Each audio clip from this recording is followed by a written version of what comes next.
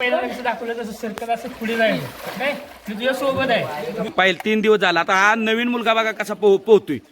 टाकुडी बघा कोची कशी मारली एकदम.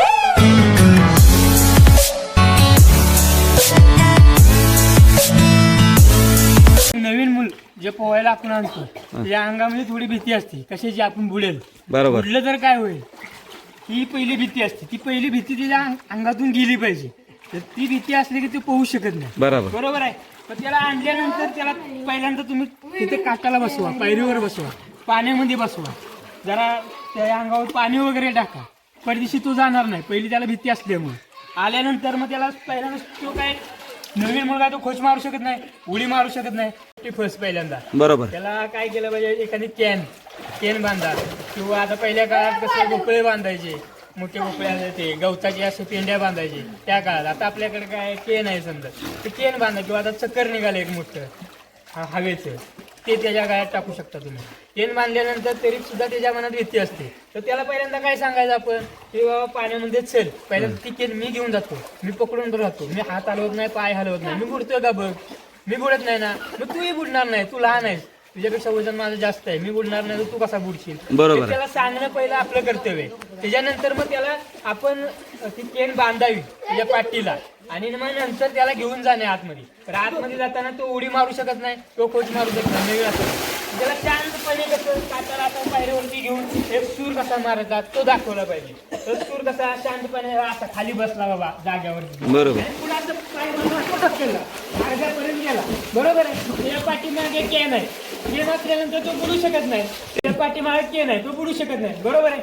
मग त्यानंतर मग त्याला सांगायचं बाबा हात आहे ते पाणी पोटाखाली घे हाताने. बरोबर. हा काय आहे ते वरती काढायचं जेणेकरून तो माणूस असा पुढे जाऊ शकेल, तो मुलगा पुढे जाऊ शकेल.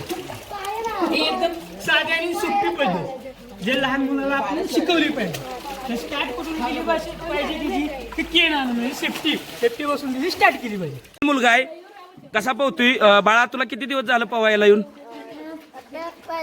हा पहिले 3 दिवस झाला. आता हा नवीन मुलगा बघा कसा पोहतोय.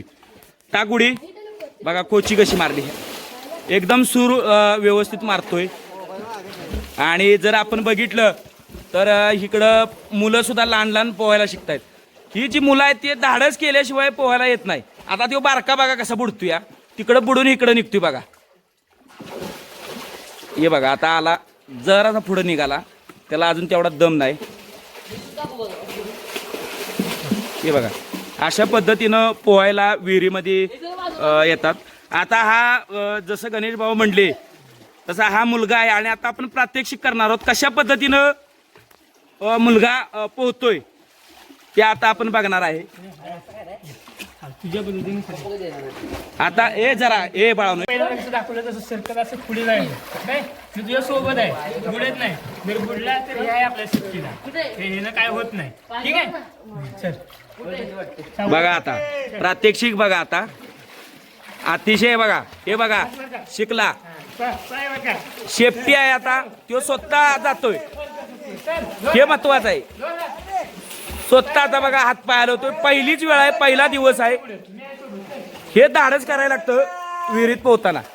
अतिशय सोप्या पद्धतीनं जर बघितलं तर प्रात्यक्षिक बघा. जर आता आपण बघितलं तर पहिलाच दिवस आहे त्याचा आणि एवढं धाडस त्याला म्हणते धाडस. बघा ह्या काठावरून त्या काठाला गेला. बघा तू बघा हा उलटा कसा पोहतोय बघा. ही जी मुलं आपण या ठिकाणी विहिरीमध्ये शिकतायत किंवा आपण जी मुलं शिकवतोय ती जर बघितली तर आता इकडं वरती काय मुलं आहेत हे बघा. ही विहिरीवरची गावाकडच्या मजा आहे ही तुम्हाला दाखवणे आणि पोहायचं कसं विहिरीवरती सोप्या पद्धतीनं.